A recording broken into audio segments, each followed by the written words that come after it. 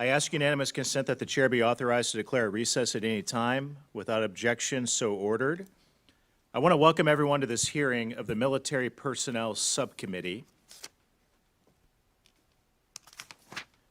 Today we are here to address a foundational concern of American democracy, freedom of speech, a fundamental right that the Department of Defense and the United States Army are degrading with their latest, quote, extremism policies and rogue training programs.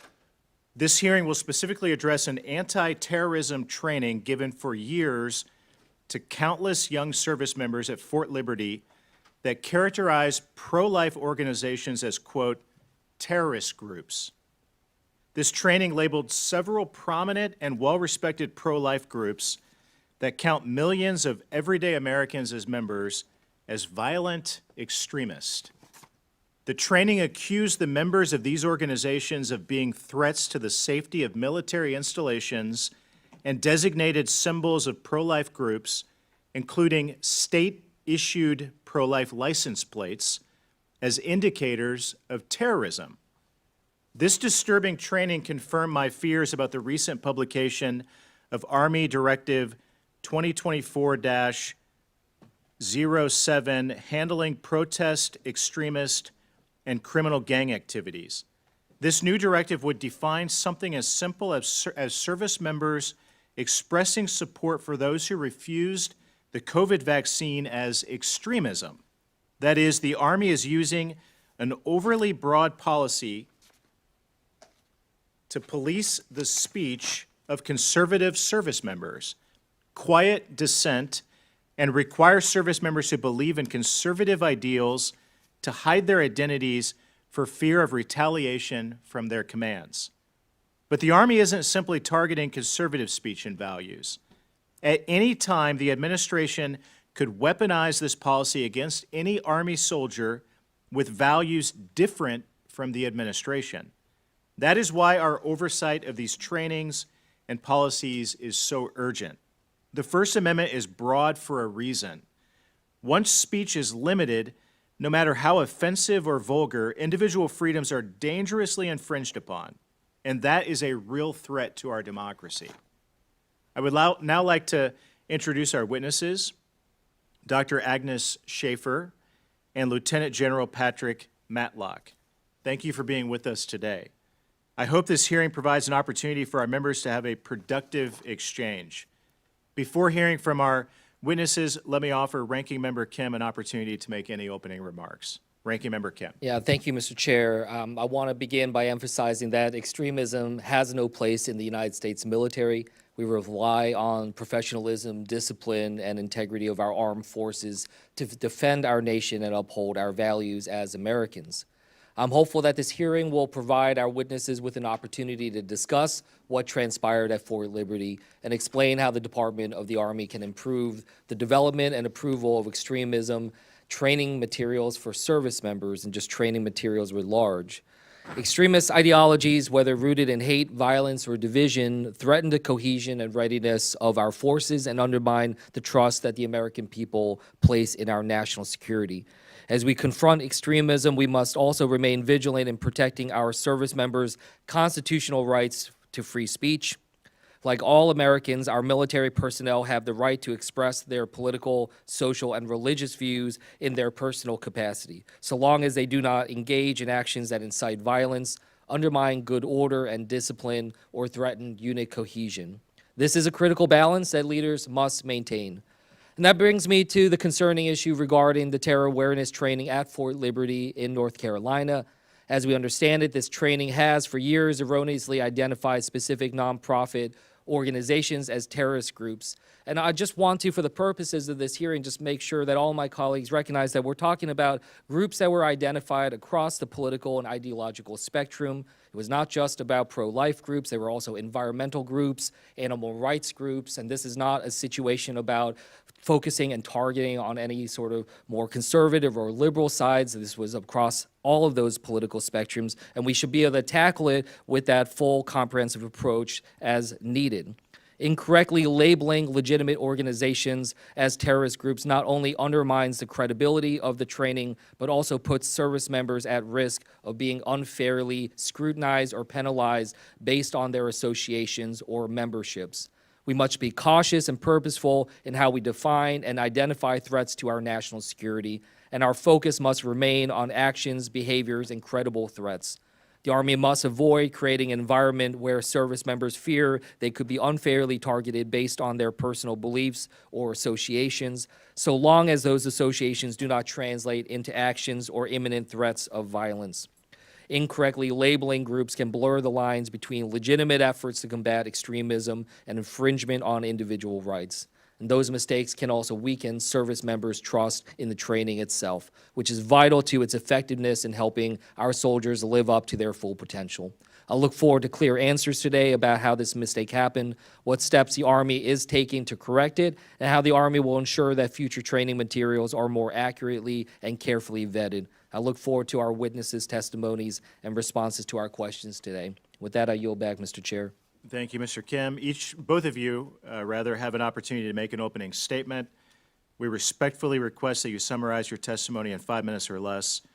Your written comments and statements will be made part of the hearing record.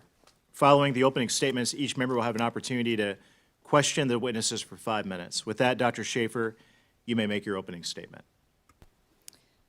Chairman Banks, Ranking Member Kim, distinguished members of the subcommittee, thank you for the opportunity to appear before you on behalf of the men and women of the United States Army. The Army's mission remains constant, to fight and win our nation's wars. We do this with a trained and ready force, prepared to respond to the evolving threat landscape. In order to remain ready, the Army requires many forms of training. In my role as the Assistant Secretary of the Army for Manpower and Reserve Affairs, I provide oversight for both the Army's anti-terrorism policy and extremism policy and their respective training requirements. The G357 operationalizes those policies with the support and assistance of the Provost Marshal General for anti-terrorism policy, and they are implemented at the command level. The Army has provided responses to congressional inquiries into an incident at Fort Liberty in July 2024 involving the presentation of non-standard anti-terrorism training slides to 47 soldiers. These training slides were related to the Army's anti-terrorism policy, not the Army's extremism policy.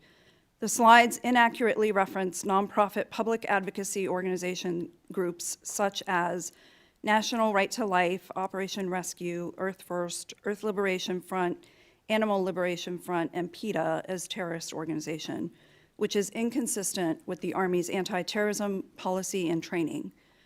The Secretary of the Army and I have stated unequivocally that nonprofit groups such as those referenced in the training slides are not terrorist groups and should not be described as such in Army documents or training materials.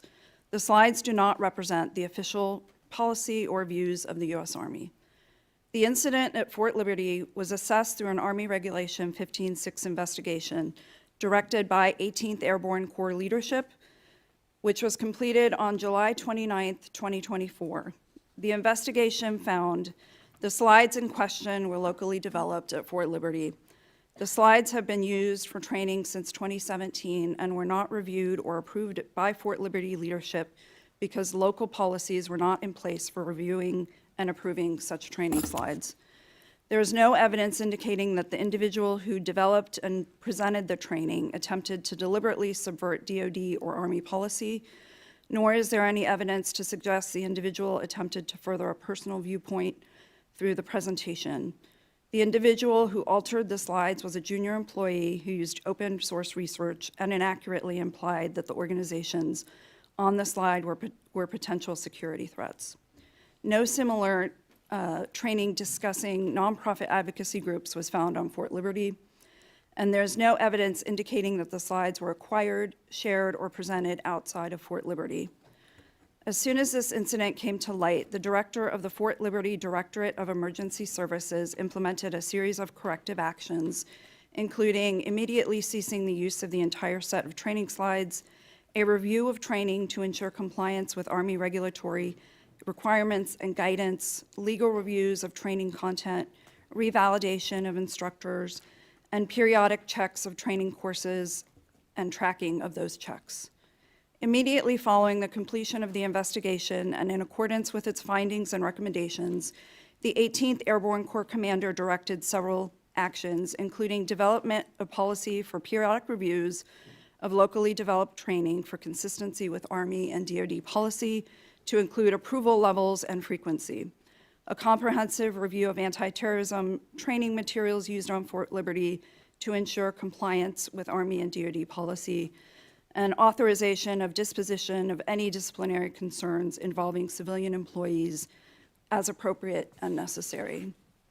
In addition to the actions directed by the 18th Airborne Corps Commander, the Army is undertaking an Army-wide review to ensure that these or similar materials are not being disseminated elsewhere, and that locally developed threat awareness and Army-wide anti-terrorism training aligns with DoD anti-terrorism standards, guidance, and training.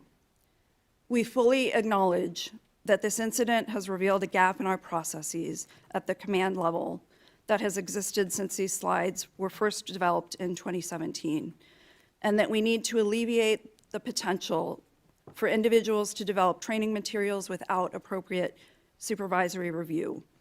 The recently directed Army-wide review is intended to close that gap.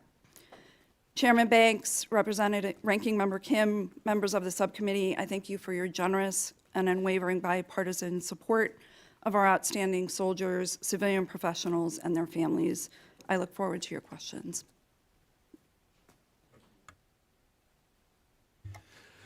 Chairman Banks, Ranking Member Kim, distinguished members of the subcommittee, thank you for the opportunity to testify today.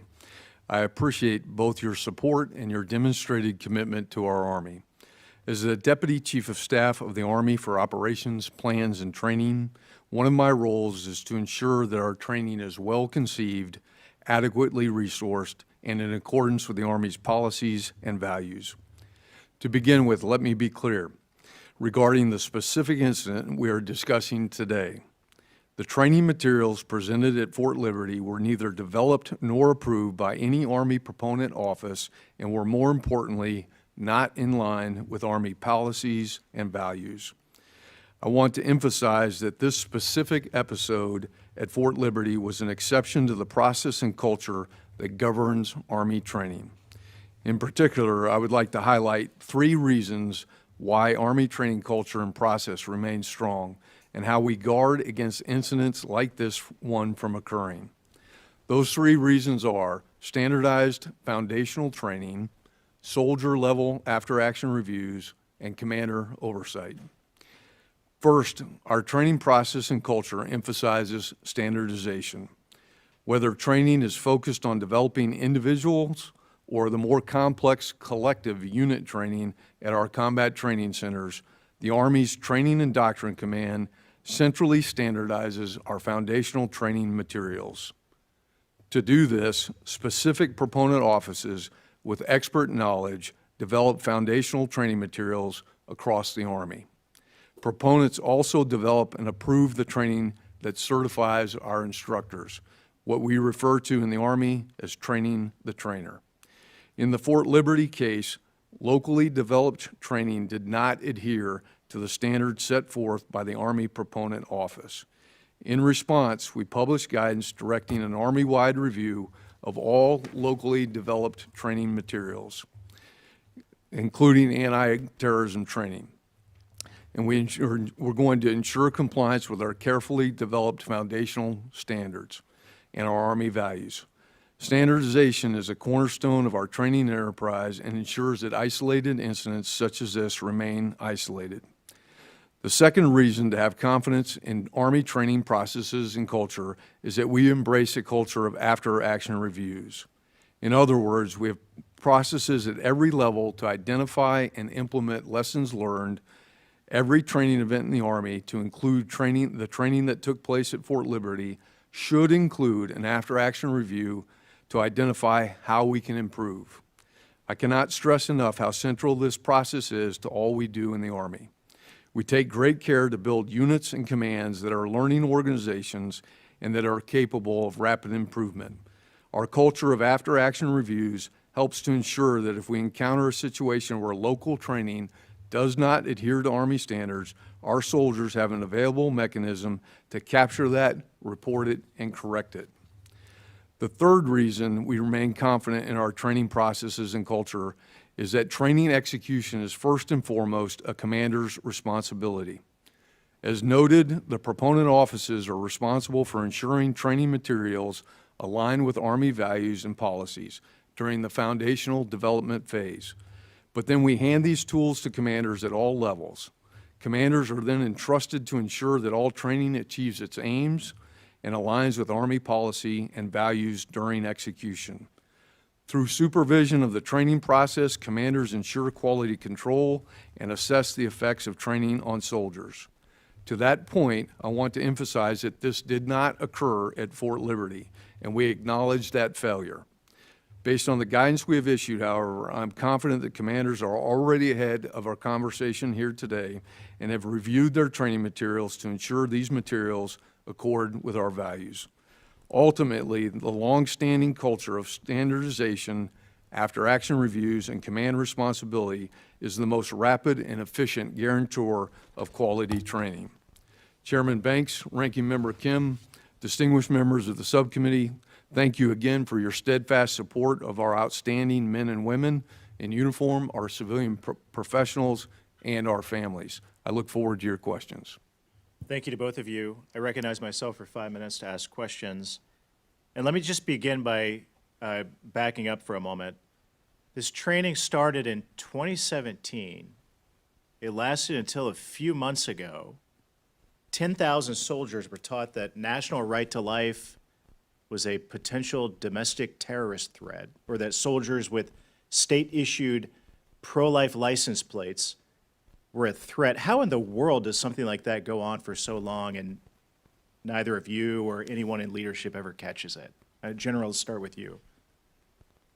Chairman Banks, thank you for the question. So I want to emphasize again, these training materials were improperly developed and should have never Why did it go been on for so presented. long? Why, I understand, I appreciate you acknowledging that, but why? Chairman Banks, the failure was in anyone providing feedback or any supervisor not observing the training and taking immediate correction. There's no excuse for how long it lasted. Doctor? I mean, this is I would crazy. I would echo that. So the follow-up to that is, has anyone been held accountable for it? This is the United States Army. This is a training that went on since 2017. You're acknowledging that y'all missed it. Any accountability at all? Chairman Banks, in the conduct of the investigation after it was completed, the commander directed corrective actions which have all been completed But at Fort accountability, Liberty. you're the United States Army.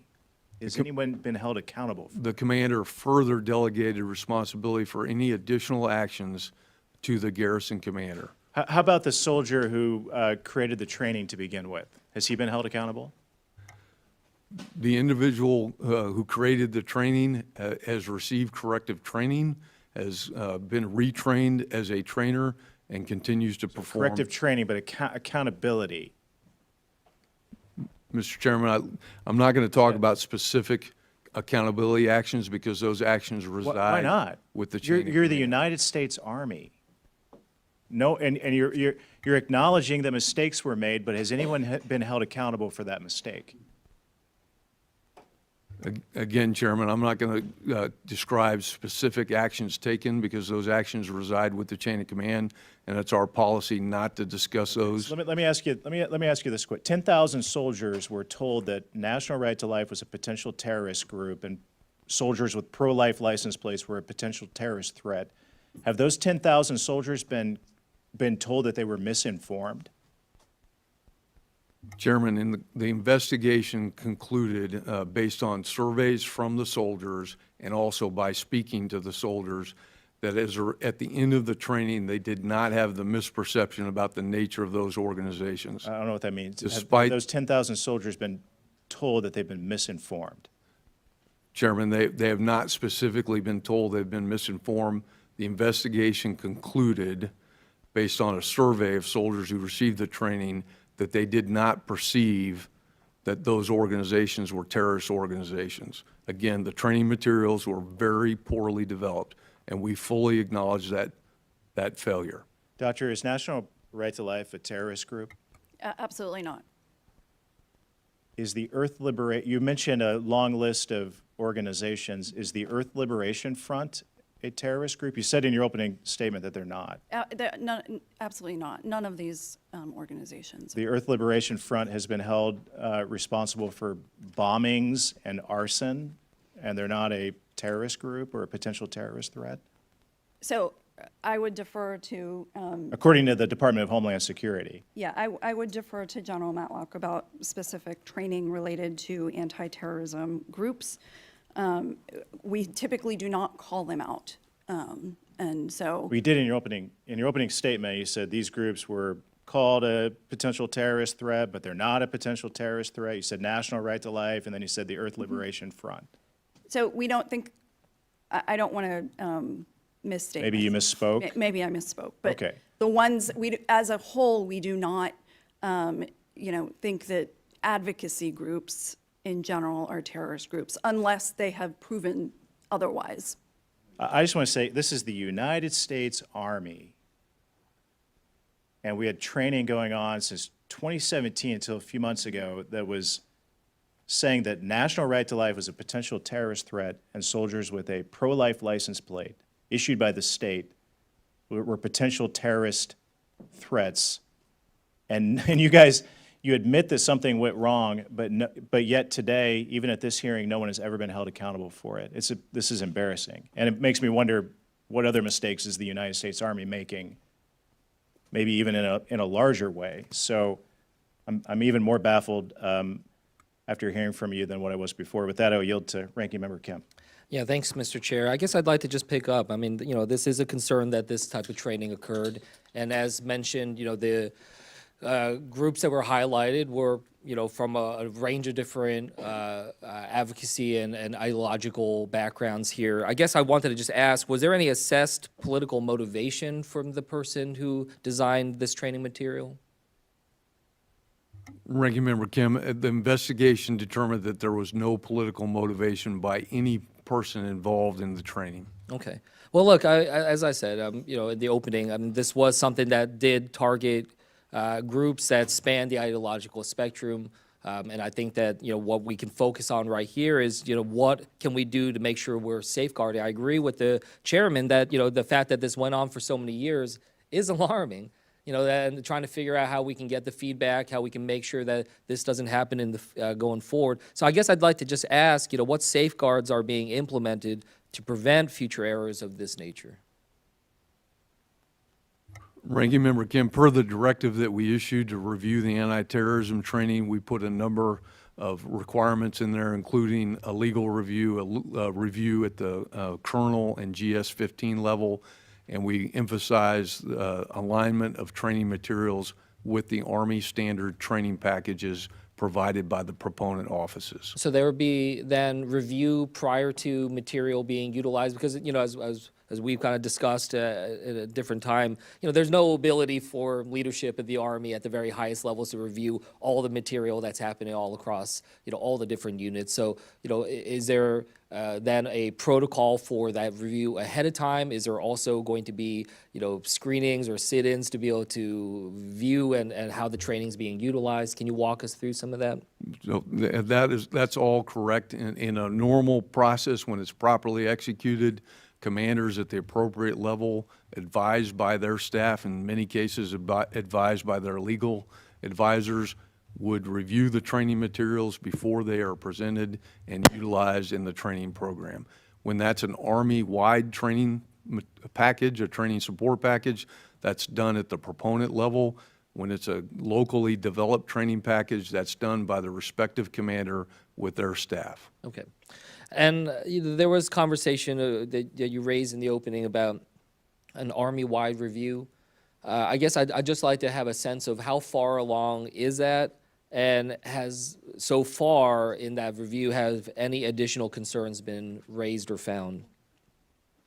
Ranking Member Kim, that review is ongoing now. It was initiated a couple of weeks ago. We have a suspense early next year. We wanted to make sure we had plenty of time for our reserve, our National Guard and Army Reserve components to complete that review. I'm confident that in most cases that review is already completed, and thus far there's been no issues identified with any other training materials. Okay, well, we'll make sure that this committee and the Armed Services Committee continues to follow up in the new year as that investigation concludes. I guess I just want to finish with just sort of a big picture question here that I'd love the two of you to address, but just how does Army balance the needs to address legitimate extremist threats within the ranks while protecting the rights of service members, particularly when it comes to political, religious, and charitable affiliations? Doctor, maybe we can start with you. Thank you for that question, sir. So, as you know, the department updated its extremist policy in 2021. That extremist policy has been in existence in some form since really the early 70s. And so this has been in place for a very long time. And what the purpose of the 2021 update was to clarify what is prohibited activity under that policy.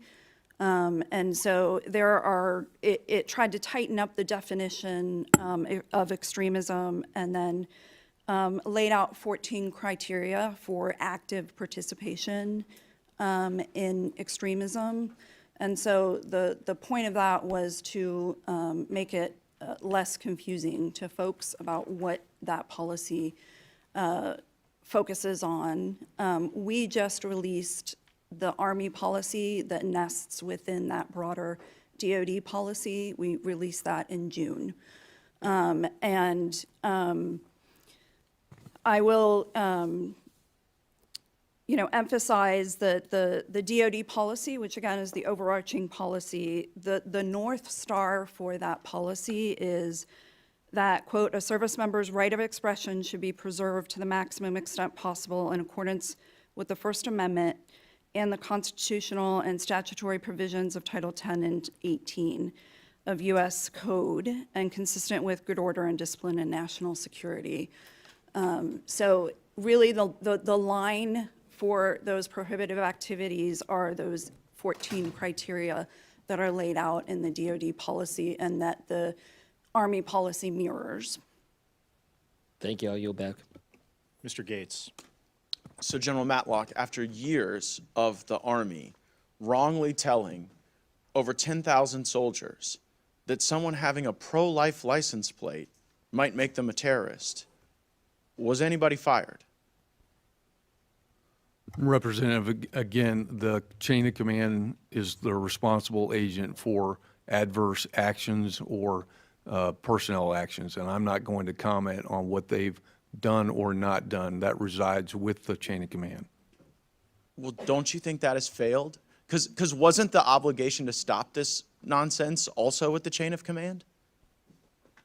The chain of command took upon receiving the report of the poorly developed training materials, the chain of command took immediate action. In the United States Army, 8 years might be immediate, but it doesn't seem all that immediate to me. I mean, does years and years of doing this seem like the chain of command was immediately responsive to this errant action to you? Representative, we recognize that is a very long period of time. Okay, so we'll and that's a dispense with immediate significant then. Okay, so you're failure. kind of playing games. I mean, I think the Congress deserves to know, after you all screwed up with 10,000 soldiers, whether you fired anyone, whether you suspended anyone, whether anyone got a demotion in rank, or what the consequence was. Like, you don't get to just say it's our chain of command and it's not Congress's business when you screw up to this magnitude. Like, does that not register with you? Representative, it does. That's why I'm here today. Right, so just tell us, did anyone get fired, suspended, demoted? Any of those three? Representative, again, those training materials were very poorly prepared. Right, but we don't They were believe, used so for a this is long- what's going on, General. We don't believe that your chain of command approach is going to be sufficient to deal with this if you play hide the ball on what the consequence was. And it sort of seems to be a DOD-wide problem that, that people who express policy or scripture aligned with Christian faith get demonized and attacked. I mean, we saw that in the United States Navy when the SEALs wanted to have an exception for the vaccine, and then your own Inspector General had to say that they were improperly treated. We saw it in the Marine Corps when someone posted a Bible verse and was then subjected to disciplinary action. And now here in the Army, I mean, Mr. Chairman, I'm at a loss because they won't even tell us what they've done. Now I'm wondering how this emerged. It was in 2017. Who was the Chief of Staff of the Army then? And I believe in 2017, General Milley was the Chief of Staff of the Army. Oh, well, interesting. Do you think this is happening elsewhere, this kind of stuff? Representative, in the United States Army, no, I don't think it is. Yeah. Well, here's what I'd do, Mr. Chairman. I would demand answers to the questions that we're asking. This is, I don't even know how to use my last minute and a half of time because they're not going to answer the question on what consequence. And if the consequence isn't public, it doesn't function as a sufficient deterrent. Like what you guys do when you allow this to happen for years with no consequence, and then 8 years later or whatever, when you're called out on it, you say, well, there's a consequence, but we won't tell you what it is, then you increase the recidivism of this type of behavior. And not for nothing, but it's one of the reasons why in some of the key demographic areas that the Army is traditionally drawn from to fill its ranks, you're struggling right now. So I think we're owed answers to these questions, and frankly, I would start fencing money at the United States Army until we get those answers. I yield back.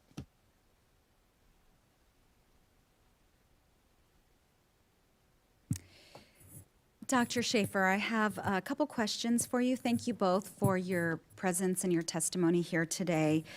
Under the leadership of SecDef Austin, the Department of Defense and each of the services has undertaken a host of actions to confront legitimate threats of extremist activity and proactively educate our service members on these issues to prevent their falling prey to recruitment by violent extremist organizations, some of which specifically target members of the military and law enforcement.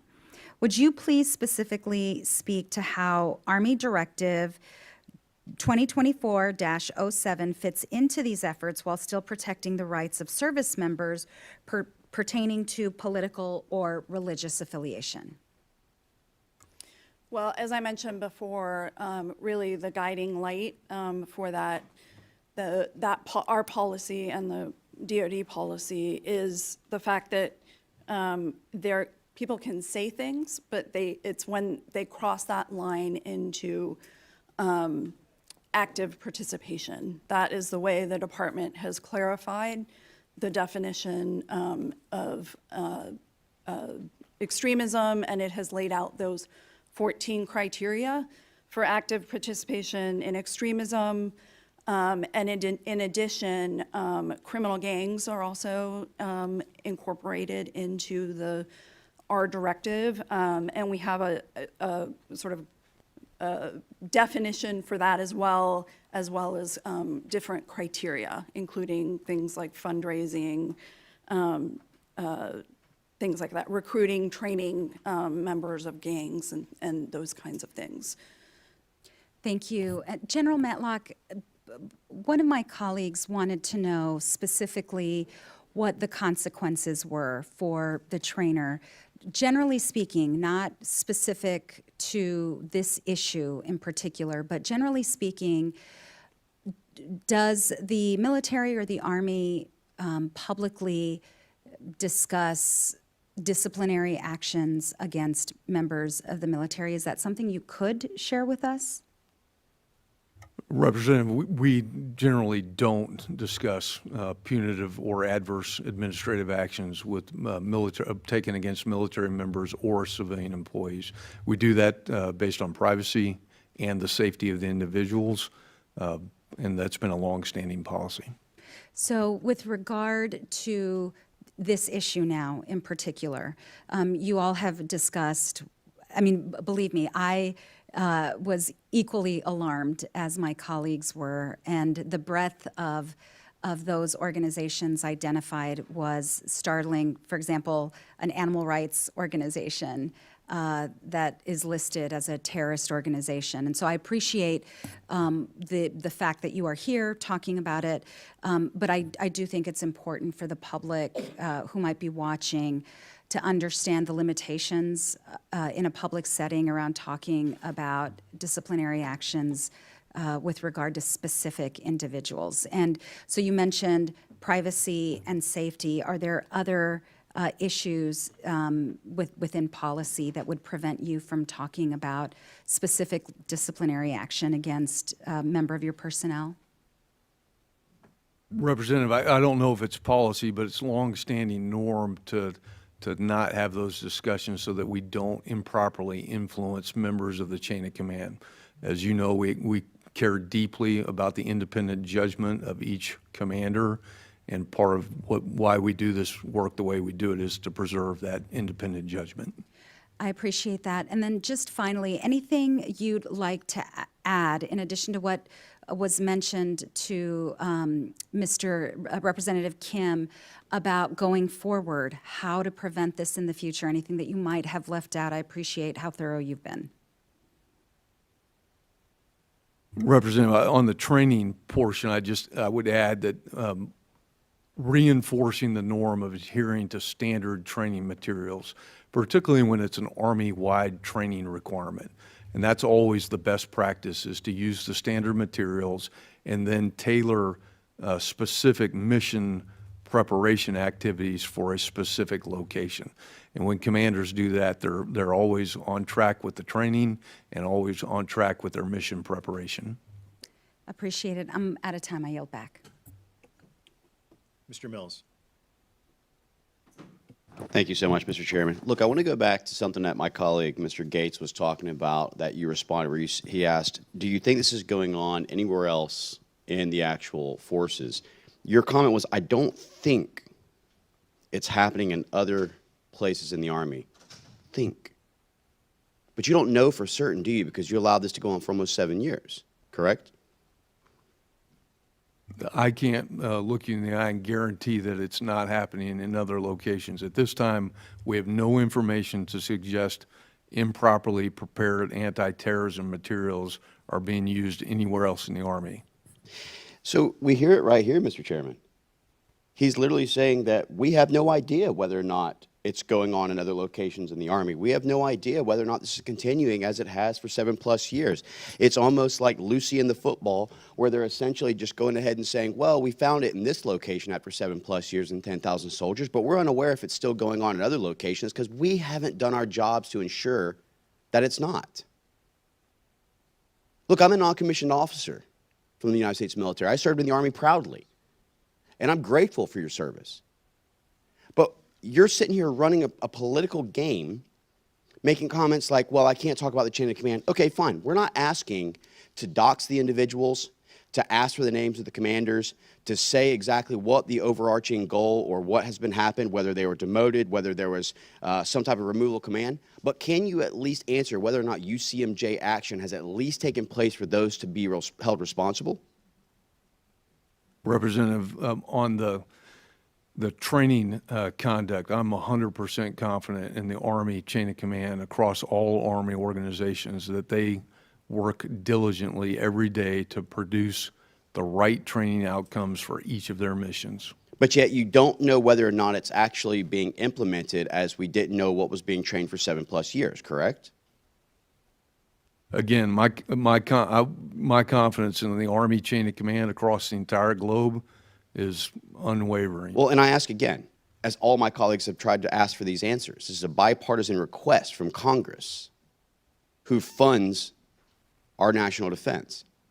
Are you aware of any UCMJ action being utilized to ensure not corrective training action? That's not holding someone accountable. Let's just be clear.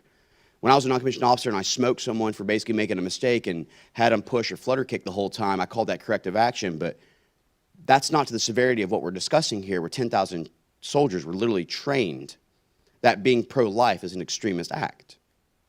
So is there or is there not any UCMJ action which has been held? And I don't want the political rhetoric of saying this is a chain of command issue, because you, sir, are above that chain of command at the end of the day. You wear those stars proudly on your shoulders that you've earned to ensure the oversight and the actual leading of our troops. Is that not correct? Representative, I've been a commander many times. I'm not currently in the chain of command or a commander. But do you know whether or not UCMJ action was utilized? Representative, Are you aware of that knowledge? I've made it clear that I'm not going to comment on those. So then what's the kinds of point, Mr. Chairman, in having these hearings if we don't even have someone who's willing to testify to give us the answers? This is completely pointless, sir. I'll be honest with you. I don't think you're deserving of a 4th star, given the fact that you can't even come before Congress to ensure that we have accountability and oversight. That is a key and critical thing. My young corporals and E5s know that. Unbelievable. You've stated that the training conducted at Fort Bragg, claiming pro-life groups are extremists, was inaccurate. However, this training was somehow conducted for 7 years before any oversight was exercised. How do you plan to implement oversight or a policy for oversight moving forward? The training was conducted at Fort Liberty. It was a very long It'll always be period Fort of Bragg to time. me. And that length of time is almost unexplainable. I'm confident that if this issue had been identified at any point during that period of time, the Army would have taken immediate corrective action like we did. But here's my problem. How can the Army properly define what is extremist when the DoD education activity requires students and staff to be educated on radical racial and sexual ideas, while TRICARE limits a parent's ability to view their children's medical records and allows children to receive bodily mutilation or abortion service without parental consent or notification? Representative, again, on the training that was conducted at Fort Liberty, there's no excuse for the poor quality of that Mr. training. Chairman, we're clearly not going to go anywhere here, so with that, I yield back. Rep. Takuda? Thank you, Mr. Chair, and I'll try to structure my questions differently, given that I think there's some very basic questions, to be very honest, on both sides of the aisle, just trying to get at a basic accountability, and we don't seem to be able to get that from this particular forum. But I would just remind the people in the panel today, you are here for a reason. The buck stops with you. At the end of the day, extremism that mischaracterizes both sides of the political spectrum, it just gets away from us truly dealing with valid cases of extremism that hurts our people and our military and our communities. And so I would hope for frankness in the discussion going forward, because if not, it's going to be very hard for us to be able to do the work of the people here today. Wanted to talk a little bit on an area that's very close to my heart, but when we take a look at the DoD instructions and the Army directives, you know, it does include a specific definition of extremist activities. It's very long, but related to discrimination based on certain protected categories, the definition reads, advocating widespread unlawful discrimination based on race, color, national origin, religion, sex, including pregnancy, gender identity, or sexual orientation. And I want to focus specifically on how this definition and the Army's directive more broadly applies to anti-Asian discrimination and hate in the military, which I've learned firsthand and heard firsthand from Asian American service members is a growing concern amidst our strategic competition with China. Dr. Schaefer, I think the answer is obvious, but just for the record, advocating for violence targeted at people belonging to any of those specific categories would be prohibited extremist activity. Is that correct? Correct. Both the DoD instruction and our regulation really point to, the criteria point to things that are unlawful and widespread discrimination. Okay. And what about advocating for the idea that other soldiers belonging to any of those specific categories are unfit to serve in uniform, not loyal to this country, or otherwise less American or un-American? Would that constitute extremist activity? It's hard for me to comment on a hypothetical. I think that it really depends on the criteria and the specific I mean, we've seen example. specific instances where because someone is a Chinese American, back in World War II because someone was of Japanese descent, very similar to my grandfather who served in the military intelligence service, very secretive there, and yet his father was interned in the camps for being an enemy to the country. We have seen this before when loyalty is questioned to the country because of their race. So specific enough, would that be considered an extremist activity? Again, it depends on if the action becomes unlawful and is widespread. Okay, I know I'm running close on time right now, and I do want to get through more of this. But in terms of the definition of active participation, does that include actions and decisions that soldiers might take in the performance of their duties? So as a hypothetical example, if an Army recruiter categorically refuses to consider people of a specific racial or ethnic background, again, questioning loyalty or other types of things, would that be considered extremist? Again, I'm sorry, I'm not a lawyer. That kind of situation, again, we assess these on a case-by-case basis. Okay. So in these case-to-case basis, let me just skip right to the end then. I know you're doing data collection on these things. You're considering these cases. Where does the buck stop? These are very subjective definitions you have of even extremist activity.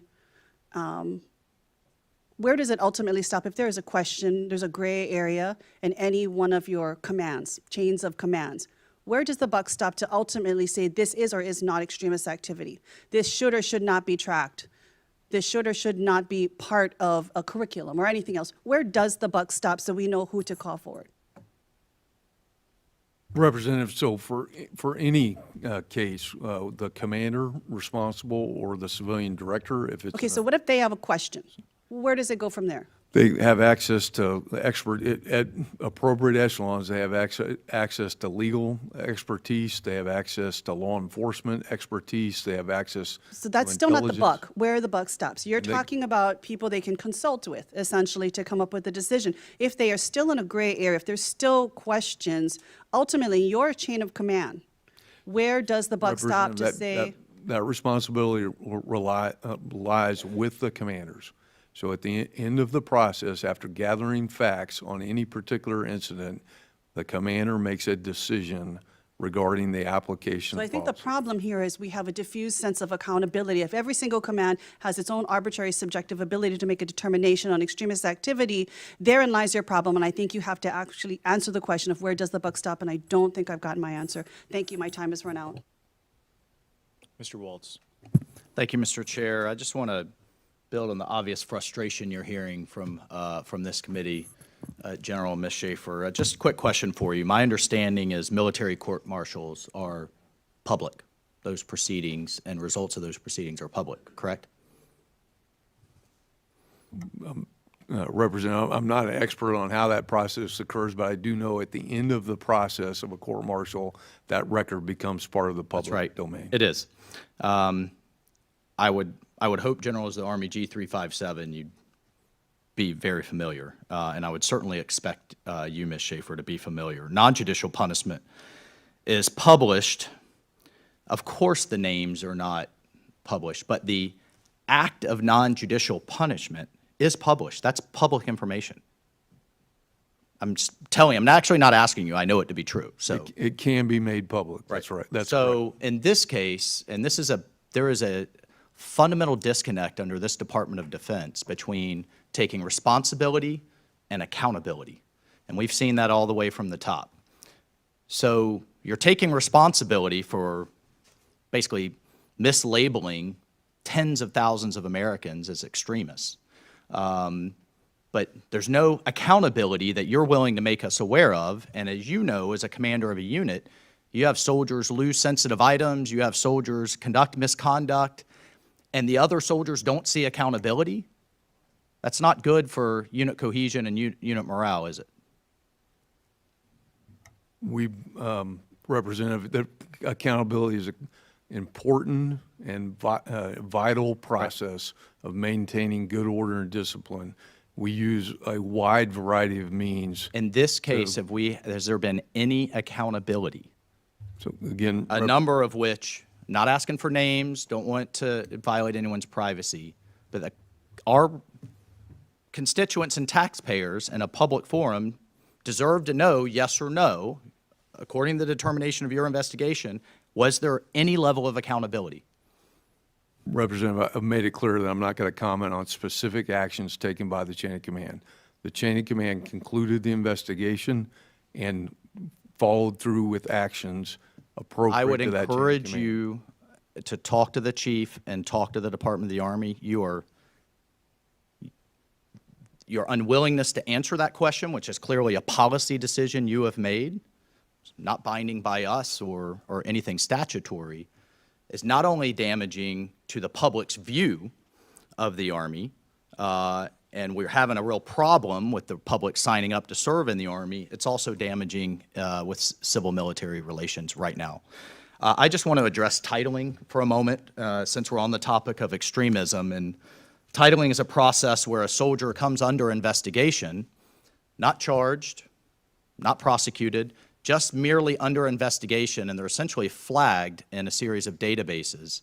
And there's been a real issue with those flags then getting lifted because the soldier isn't informed, maybe moves on to serve in other capacities, in a civilian capacity that may need a background check, maybe seeks for re-enlistment, and they're barred. I mean, we have story after story that's come to this committee of lives ruined because of this secret flag that goes on their file and that they're made unaware of, but other agencies like the FBI and others doing background checks are. So because of a congressional inquiry, 2,200 soldiers who were flagged, never charged, were titled. Fortunately, due to the good work of this committee and the responsiveness of the Army, it was reduced significantly. But I'm worried about the broader policies still in place. So, Ms. Schaefer, going forward, will soldiers be notified of a titling designation in a prompt manner and given a chance to appeal it? Sir, I'm not familiar with the specific policies related to that. But You set policy for Manpower. Yes, I understand that. And I have heard that there had been an issue, but I don't know what the policies are in place. And That's incredibly disturbing. I mean, that was a specific congressional inquiry that caused a 100-fold reduction. it may have happened before I came into the seat. Okay, among the penalties listed for when a soldier's titled is a denial of re-enlistment. So that could have obvious impacts on retention. So you would be unfamiliar with any type of due process there is for a soldier never charged who wishes to continue their service, but yet this titling activity takes place. You're unfamiliar. I will look into it. I would ask you to become very familiar. This has been incredibly disturbing. And come back to this committee with answers to those questions. Thank you, Mr. Chairman. Mr. Horsford. Thank you, Mr. Chairman, Chairman Banks, and Ranking Member Kim, to the General and to Dr. Schaefer. Extremism in the military is a persistent threat. It has led to theft of military equipment, security breaches, harm to morale, mental health, unit cohesion and personnel retention, harm to recruiting efforts, and harm to mission success. Unchecked extremism damages our social fabric and undermines our democratic norms and institutions. Research from the Anti-Defamation League found that there's a significant evidence that service members today are encountering anti-Semitic and extremist personnel in their units, and that this extremist threat to the ranks has been harmful to the effectiveness and security of the force in multiple ways. In the summer of 2024, as part of the findings of the Department of Defense's Countering Extremist Activity Working Group review, the DoD released new directives aimed at addressing extremism in the ranks. I secured language in the 2023 NDAA that required the Department of the Secretary of Defense to report on the implementation and status of its training and education for Department of Defense members and civil personnel to protect the military from extremist recruitment and activity. So can you describe in detail what the Army is doing to make sure that this training is both effective and actionable? Representative, thank you for the question. As part of my preparation for today's session, I reviewed the training materials associated with extremism, countering extremism training. It's very well designed. It's delivered in a standard package across the Army. As you've noted in your comments, we take maintaining good order and discipline in our formations very seriously, and the extremism policy is a key part of how we do that and deliver combat-ready units. Thank you. In the 2017, the Military Times conducted a survey of over 1,100 service members that suggested that 1 in 4 had seen examples of white nationalism among their fellow service members. And in 2019, they repeated the survey and found that that percentage had risen to more than 1 in 3. What is the Army doing to address these service members' concerns, both in recruitment and in personnel management? What steps is the Army taking to protect minority service members from threats?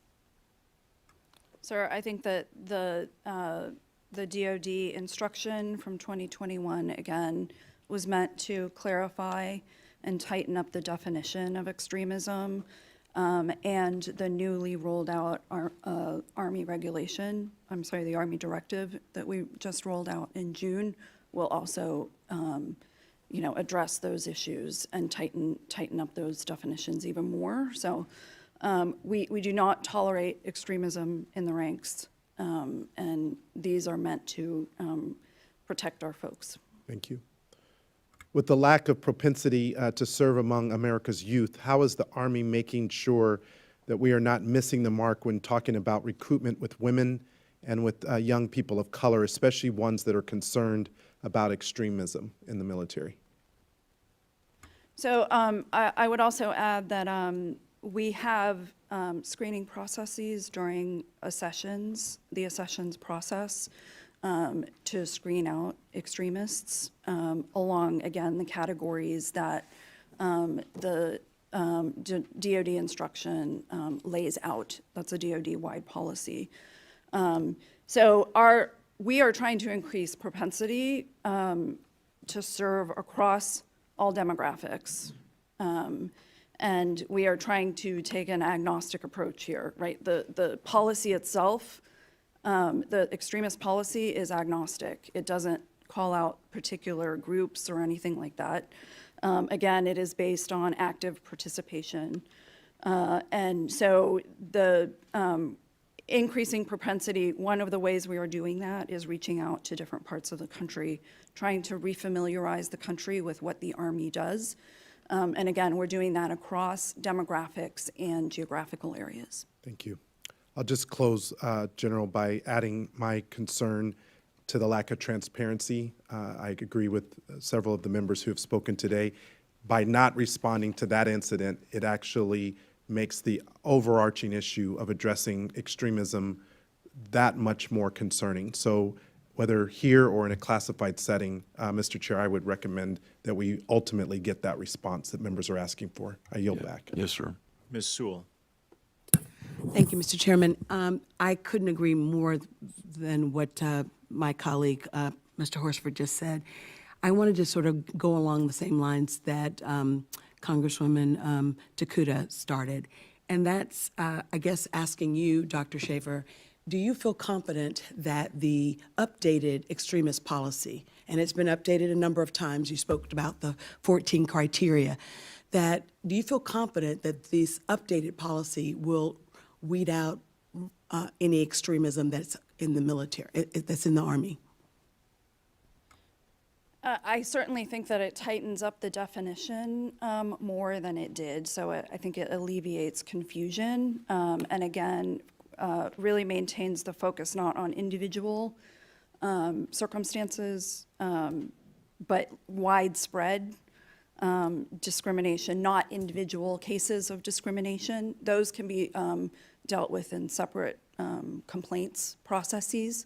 With all due respect, I think that given the gray area on active participation, several of the definitions that folks have asked you to, opine on or cases, there still seems to be enough of a gulf that you could drive a Mack truck through. And I think that extremism, what concerns me is that I have service members in my district who have complained about racist comments and extremism that they've that they've experienced themselves. And we can't get to that if we're not addressing the fact that there was a problem and that that problem was fixed. And instead, I think that problem, I don't think that that problem has been fixed. I mean, this is about accountability, right? We have a job to oversee and to provide oversight. And when we're not getting the answers, we're not getting clarity on what actually happened and what our response and solution is, it just makes it harder for us, for those of us who have legitimate complaints from our service members about extremism, to actually have those addressed. So I think that, the 14 criteria, the updated 14 criteria, the reporting requirements, they add another layer. I don't think that they actually solve the problem, and I think that we owe it to our military and to our service members to really get to the bottom of this and the root cause of it. General Matlock, I think that, I wanted to just ask you what matrix are we using to measure the prevalence of this, the prevalence of this problem. I know that we have lots of updated policies and reporting requirements, but has the Army considered alternatives to its current data collection, like, conducting surveys that can identify the problems across the services? I mean, how are we getting at the root problem? Representative, I would, on your previous, if I may. Sure. I think the reporting changes and the much more clear, They are. defined I agree reporting with you. requirements actually go a very long way to your concern, meaning that internal to the Army, those reports are mandated to be delivered to the right agencies so that second and third looks occur. And I think that those at are the great, local but if level. there's still gray area, people don't have, that leads to ambiguity, and that also leads to subjectivity. And I think that, as Dr. Schaefer was saying, we're trying to not categorize one particular race, or we're not trying to, but rather trying to weed out the activity itself. And so, with all due respect, sir, I think that, the subjectivity is a problem that all of us here have. And I don't think that we're adding to that concern by not fully answering the questions that are being put forth by my colleagues. And that frustrates me because I think that I want my service members' complaints to be addressed. And it waters down their complaints if people feel like they're not being heard, or if people don't think that there exists any extremism in the military. And you and I both know that that's not the purpose of the military, and it doesn't help good soldiers to be, it doesn't help us protect and defend the homeland when people feel that the soldiers that they're next to may not necessarily have their back. And so this is a deeper problem, but as far as data collection, are you satisfied that we're on the right track? Representative, for data collection on extremist actions or allegations, very satisfied with the procedures we have in place. And to your point, we do have other means of measuring morale, cohesion, and discipline in our formations. So, Mr. Chairman, before I yield back, I just wanted to echo the sentiments that have been felt on both sides of the aisle, that we're really not getting to the root. We're not getting the answers we need to really evaluate extremist activities. And I think that until we get that, it's hard for us to continue to proceed. And it definitely does undermine, service members' confidence in their ability to actually get incidents like this resolved. Thank you, and I yield back. Thank you. I want to thank the members for participating, and I want to thank both of you for being here today to be a part of an important discussion. General, I respect you. I respect the uniform that you wear. But your inability to discuss accountability with us today, I think, greatly undermines your position, your authority, your leadership. I think it's embarrassing to the United States Army.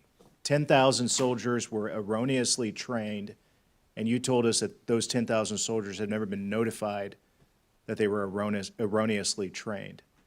The first time that I asked you the question about accountability, you said that the service member who created the slide deck received corrective training And then when I ask you the question again, you said it's against the policy of the Army to discuss accountability, which is just not true. That is a very untrue statement. I mean, if a military court-martial occurs, that's public. If non-judicial punishment occurs, that's published without the names associated. I think the reason that you can't answer the question is because you know, and we know, that no one has ever been held accountable for this training that started in 2017 and occurred until a few months ago. I think that's a big embarrassment for the United States Army. You heard bipartisan frustration today about that fact, lack of accountability. It's dangerous. It's a bad pattern. We hope you do something about it, but I can assure you this committee is going to continue to provide the oversight of situations like these to prevent them from happening again. So with that, thank you for being here. The hearing is adjourned.